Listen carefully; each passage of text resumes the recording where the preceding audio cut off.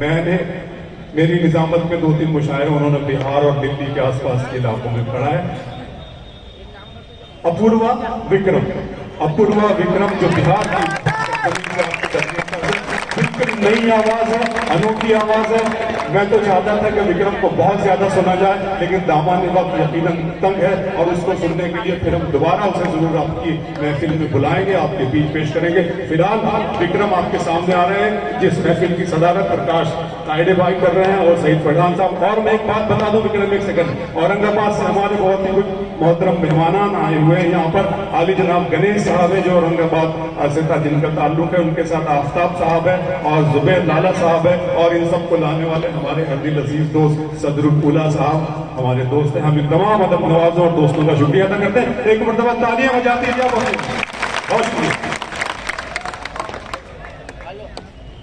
माँ सरस्वती को नमन करता हूं, माँ गंगा के तटों, नालंदा के प्रांगण और गुरु गोविंद सिंह की तलवार की जमीन बिहार की ओर से लाल बाग के राजा श्री गणेश और हाजी अली की दरगाह दोनों को अपने दामन में सहेज कर रखने वाली महाराष्ट्र की इस पाक जमीन को प्रणाम निवेदन।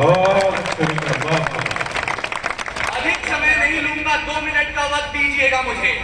और जहां अबरार भाई की निजामत है और इतने कीमती शौरा बैठे हुए हैं, वहां ये तो नहीं कहता कि मैं कोई शायर हूं, कोई कवि हूं, लेकिन 2 मिनट का वक्त दीजिएगा और अगले 2 मिनट के बाद हजरात अगर आप अपने मोबाइल फोन अपने साथ लाए हो, इस जगह का तापमान देखिएगा, 10 डिग्री उठ नहीं गया तो यहां बैठने के बाद मुझे बताया जाएगा। इस लाल हकीकत की ये जो 200-250 वर्षों का संघर्ष था, आप एक चित्र पीछे देख रहे हैं, जिसके बाद हमने 28 राज्य, 8 केंद्रीय शासित प्रदेश, 3000 जातियां, 3500 उपजातियां और 650 कबीलों का ये मुल्क तैयार किया। ये इतना आसान नहीं था। तारीख गवाही देगी इस लाल हकीकत की, खाना खाना पे तलवारों की रणगान बनाया। तारीख गवाही देगी इस लाल हकीकत की, खाना खाना पे तलवारों की रणगान बनाया है और खोद कर नाखून से गुलाम धरा को हमने बलिदानों की बुनियाद पे हिंदुस्तान बनाया।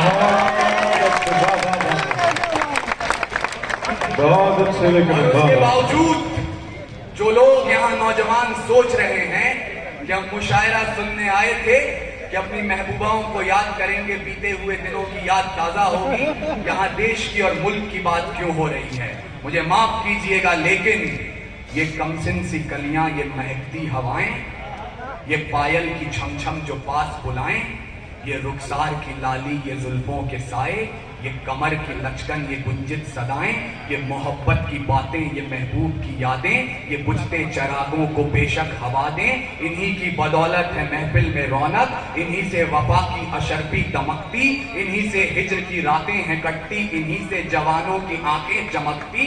ये इश्क सवेरे की आस में है और रातों को जुगनू की तलाश में है, पर हमें आग पीने दो जिंदा जवानों कि जुगनुओं पे हमको भरोसा नहीं है।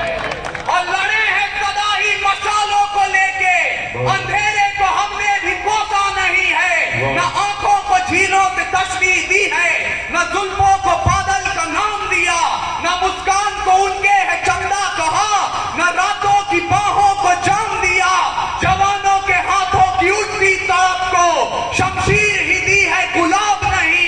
उनके नहाने के बाद भी पानी को पानी कहा है, शराब नहीं। हम ही है टीपू और बिस्मिल भगत, यूं ही रूप अपने बदलते रहेंगे और भारत को उजाले की पड़ी जो जरूरत, वो चलते रहे हैं और चलते रहे।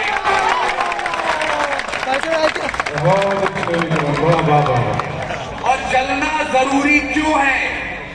आज कह दिया जाता है ये जो चित्र पीछे लगा हुआ है ये किसी एक कौम का था, किसी एक कौम के विरुद्ध था, मुझे माफ करेंगे, लेकिन जब मुल्क हमारा तड़प रहा था, गुलामी की जंजीरों में कायरता की जंग लगी थी, रजवाड़ों की शमशीरों में तब झुलसा ताज रुतीन आई, तब झुलसा ताज रुतानी आई, जिसके बारूद की चिंगारी से गोरी चमड़ी सिहर रही थी, जिसकी सिंग दहाड़ी से इस मिट्टी की तासीर है क्या, बुनियादी पहचान था वो, सिर्फ बाग नहीं था मैसूरी, शेरे हिंदुस्तान था वो।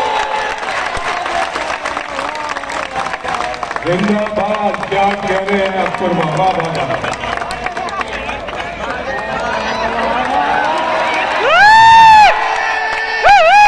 बाग नहीं था मैसूरी, शेरे हिंदुस्तान था वो, जो सुल्तान झुका नहीं था अंग्रेजी तेग दुधारी से, वो जीवन की जंग हार गया घर की ही गद्दारी से। मंदिर और मस्जिद अब दोनों से ऐलान हो, उन गद्दारों की नस्लों की खुलकर ही पहचान हो। और वो नस्लें कौन हैं?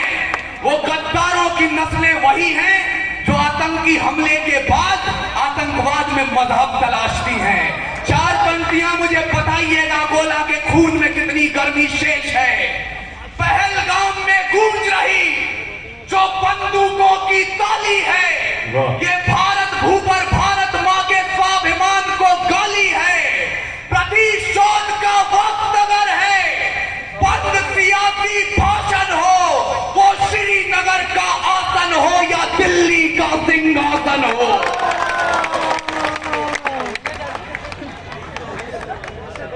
बहुत अच्छी बात।